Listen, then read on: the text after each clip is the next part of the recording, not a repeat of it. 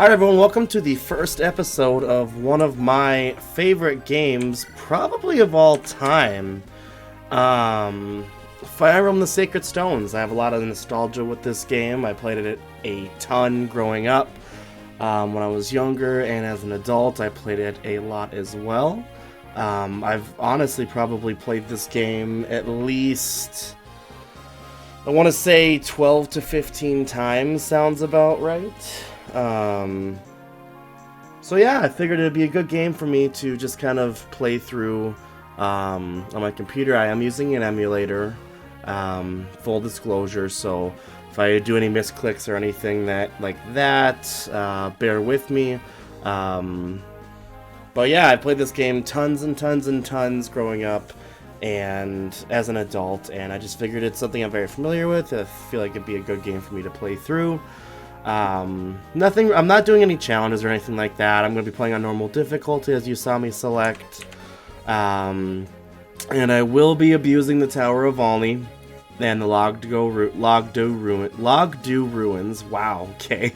Not sure if that's how either of those are pronounced, but I will be abusing that because I am kind of very much a level up as much as I can and then just power through the enemies. So if this is not really your type of playthrough, totally get it, but you know, it is what it is. So I'm going to mute myself here so you guys can go ahead and read and follow along the story, and I'll see you back when we get some gameplay.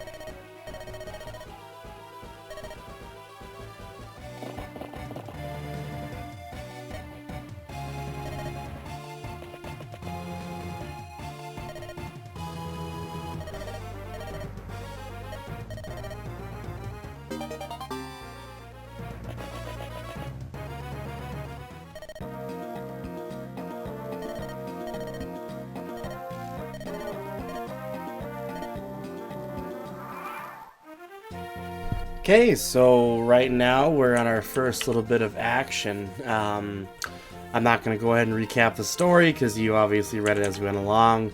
I will say for this playthrough, though, I am going to try and stick with the level up, Erica as much as possible. The running gag is that, and it's been done several times that I've seen online, that Seth, since he's already a pre-promoted unit of a paladin, which is the promotion of a cavalier, or one of the promotions of a cavalier, he can just sweep through the entire game. But we're not going to go ahead and do that as a challenge. We're just going to play this normally, how I personally would play. And what I'd like to do is, level up Erica as much as possible, so she's not a totally useless unit. I like to play it safe, so I'm not going to go ahead and put myself in any, really tight spots. If it does end up being a little tighter than what I like, then I'll retreat, heal, use another unit, something like that. But for right now, it's the first chapter, so we're not going to go ahead and do anything too spectacular. Erica has a rapier, which is, has a higher critical hit chance. So that's what you saw there, was her critical hit animation as well. And she has, and there's another one as well.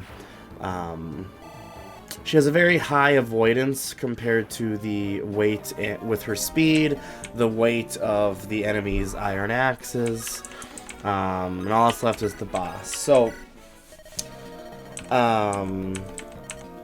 speaking of critical hits, since I don't have a lot to talk about during the first chapter, critical hits, for those of you who don't know, where it says hit, damage, and crit, or CRT I should say, those are basically the hit stats. The hit is the percentage chance. I'm going to heal up here real quick so I don't get, one shot or two shot when another Iron Axe hit. But the hit is the percentage chance, or the likelihood that a hit will land on your opponent or yourself.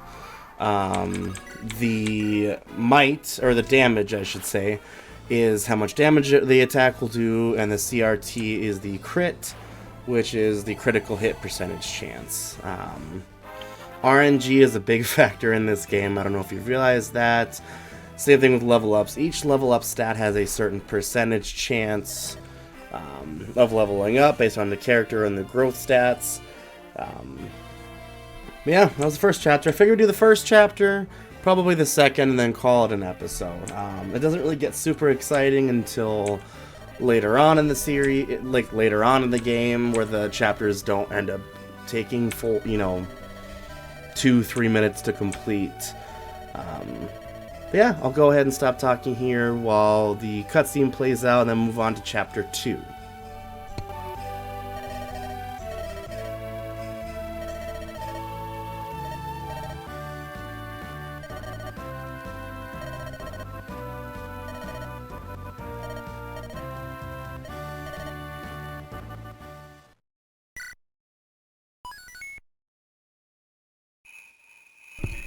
Sorry, I probably should have specified. That was actually the prologue, not chapter 1.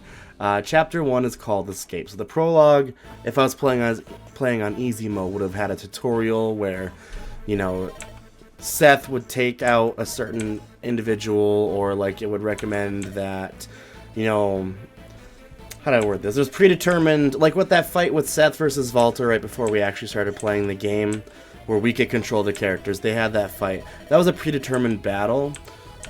So Seth was going to miss his attack, and Walter was going to hit, and there was nothing you could do to avoid it. In the easy mode of this, during the tutorial section of the prologue, what we just completed, there was an unavoidable hit. Like it would say, move Erica to this spot, and then you would be attacked, or you would attack, and you would get hit, at which point Seth would like use a like this right here. He has a 1% chance critical hit against the Freilian, which is just the boss, the character he was talking with that was guarding the keep there. But that's an example of like I guess I don't know what it's called, but a battle that you're unable to A predetermined battle, that's the word. It's a good example of a predetermined battle. In the easy mode tutorial, you would move Erica to a certain spot. She would either attack or be attacked. I'm not entirely sure which. And she would sustain damage, at which point Seth would say, hey, you should use this vulnerary to heal yourself, which is what I end up doing anyway. But since I'm playing on normal mode, that predetermined factor is not set into stone. So I could have potentially gone through that entire prologue fight without receiving a single hit. I didn't, but I know it's possible because I've done it before. So we're just moving on to this next section here, which is technically Chapter 1. So we're just going through. We have to go through this passage. We can't make it through. There's enemies, yada, yada, yada.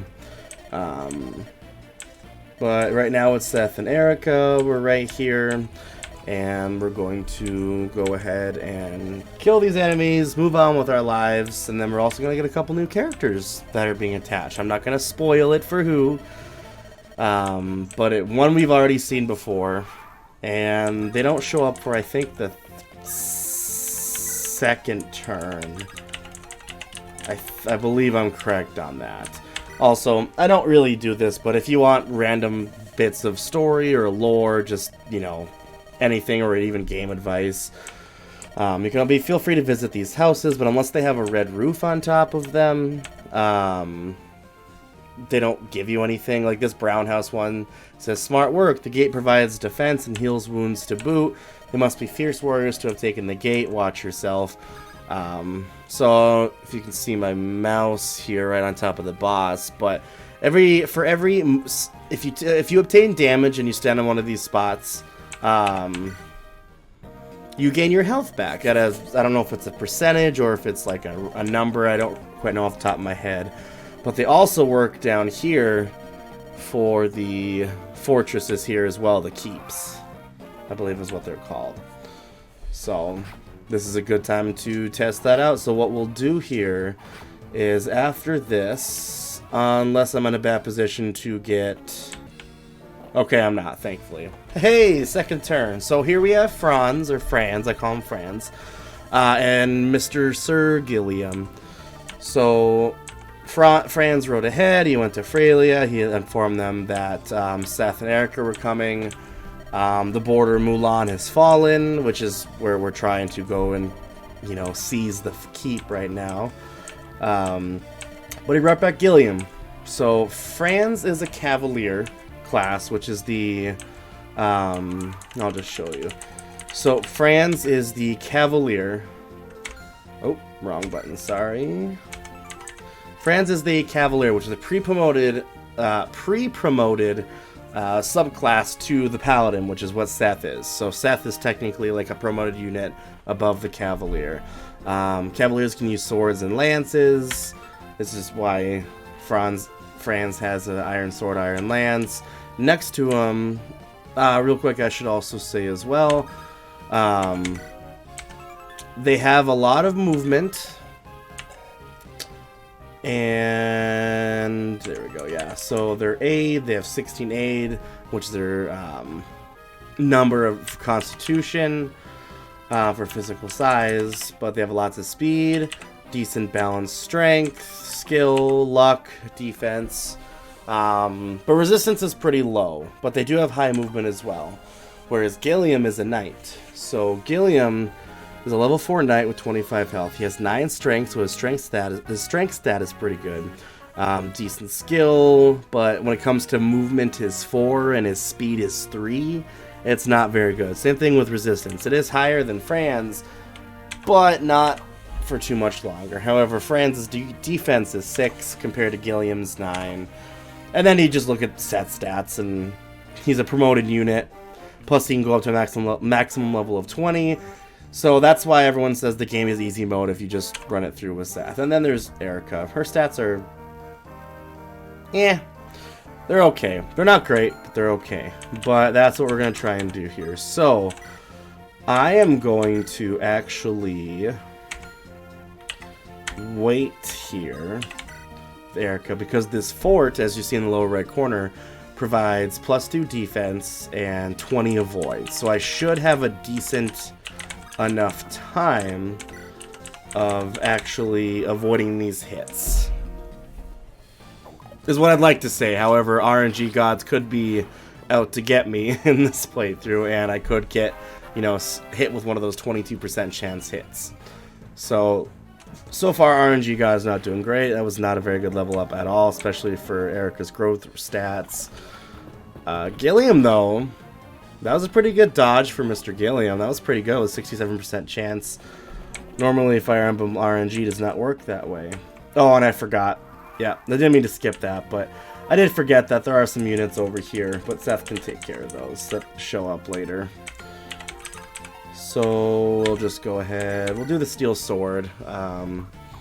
Because the weapon triangle, I guess I never talked about that. The weapon triangle in this series of Fire Emblem goes as follows. And I'll just highlight Seth for this. So, and this would be a good example. So here you have swords, lances, and we're not going to worry about bows, but swords, axes, and lances. So the way that the weapon triangle works is that swords are good against axes, axes are good against lances, lances are good against swords. That's for the, like, you have a potentially higher damage chance as well as a higher chance to hit. However, the opposite also applies. So swords are weak to lances, lances are weak to axes, and axes are weak to swords. So I'm about to show you a good example of that. So Franz here, I'm going to attack with... this would be a good example. So I'm going to attack this soldier with a lance, and they both have lances. As you can see right here at the actual lance icons of both of them, they're just the plain Jane pictures of the lance. However, I'm going to attack this guy with Erica, who has a rapier. And as you can see here, there's that green arrow going up, which means that you have type advantage. Like, swords are, you know, effective against axes, which is why the axe has a arrow pointing, you know, down in red. So we'll just go ahead and finish this guy off with Erica, because she'll get a 100% chance rapier hit. And her weapon level increase. The higher, and then that's another thing to cover too, the higher your weapon level is, her sword mastery level is D. Certain weapons require higher stats. Sword, where it says PRF, which is, I think it's preferred. But with swords, Erica's the only one in the game that can use a rapier. That's what the PRF stands for. There's another weapon later on as well that you'll notice with her brother Ephraim. But for right now, this is... Oh, I gotta get my buttons here straight. So Lance is E. You need at least a Lance mastery level of E, which is the lowest, to use an Iron Lance. Whereas Mr. Gilliam's is a C. So I hope that kind of covers some of that. So we're gonna go ahead and attack this guy with a lance, because if I used a sword, I would have had a type disadvantage on the weapon triangle. So I would have had a higher chance of being hit, as well as a higher chance of getting... Oh boy, I didn't think you could reach me. Okay, we're good. And we got a critical, that's awesome. Okay. So, Erica's kind of a bullet sponge for a little while until you get her leveled up. And even then, she is still 100% bullet sponge. And as you see there, the Iron Lance has a 58% chance of hitting with that 1 damage, and it has type advantage. But Seth is just overpowered, and soldiers are very slow, so I would have easily doubled him based off of my speed. But Seth here quickly cleans up those 3 enemies down in the lower right corner. What we'll do is we'll move Mr. Gilliam, and I'm going to put that back here. I'm going to move Mr. Gilliam over here to get some hits in on them. Same thing with Mr. Franz. And we'll move Seth in to attack the big bad boss once we get a little closer. And I'm going to keep... Oh, there's the talk option. That's okay. So I don't think Gilliam doubles. Nope, his speed's not high enough to double. I believe if your speed is like double the speed of your enemy, you can... Well, double them. I'm not entirely sure if that's what it is, to be honest. I just know that soldiers pretty much always get doubled. At least from my experience. Okay, so we'll go ahead and actually, I want Franz to be a high-level paladin eventually, so I'm going to have Franz clean up this kill, give him a little of experience. start working towards him, because he can promote later on he can promote into either a paladin like Seth, or he can eventually promote into we'll use a silver lance, or you can promote into a great knight. Great knights have really high defense, and then you can use axes as well. But paladins have a lot of speed and better movement as well. So yeah, we're fighting the boss right now, Baguette, as I always call him, because it's basically like Baguette. Another thing as well, Erica's sword rapier is effective against infantry. That's that weapon's special like effect per se. However, I'm pretty sure she gets either doubled, or if anything, it takes away a large chunk of her health, from what I recall. So I'm not going to try and mess around with that. So objective in the upper right corner is Seize Gate. You have to take your main character, so your main lord, and go over and, well, seize the gate. So we're going to do that, and this is where we end the chapter. So we'll have a nice little conversation with Tana, and then we will go ahead and call this an episode.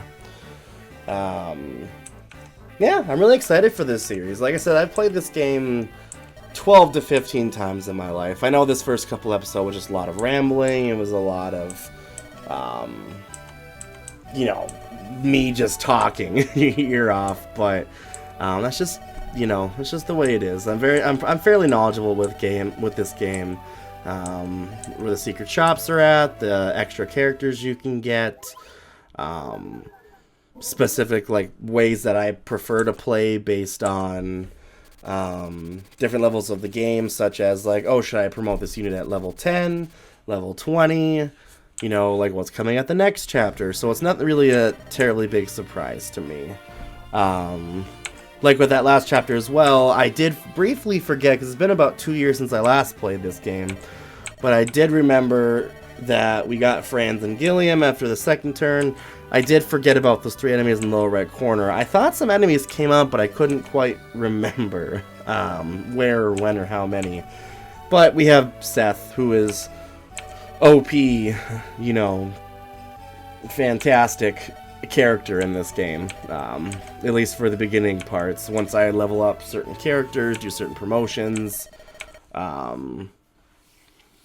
then it'll be a lot easier. Also, King Fado, which is Erica's dad, Erica's just learning that her dad got killed. So this is kind of a solemn moment, but as I'm laughing through it, yeah, this is going to be a really fun game that I will have lots of fun playing. Hopefully maybe even complete it, which is my track record of starting a game and then either losing interest or getting busy because I have my kids and work and all that other stuff. But I think I will plan on finishing this game. Just, you know, might not be weekly episodes. That's my hopeful plan, is either weekly or 2 episodes a week, but we'll just see what's doable, I guess. Especially in the later games, because some chapters, I know I've been rambling for a while, but some chapters take a lot longer. Like, they have lots of different, like, objectives. I'm thinking specifically of chapter, I believe it's 15. There's a desert chapter where there's 2 bosses, enemies pop up almost constantly, and then there's specific hidden items around the map that you either have to send a unit to go find on their own, or send a rogue or a thief, and it just takes a lot. But we'll see. So yeah, we're just being sent along with some new companions. We have Mulder and Gilliam, who are going to accompany us, as well as Vanessa, I believe, as well. Yep, there's Vanessa. Okay.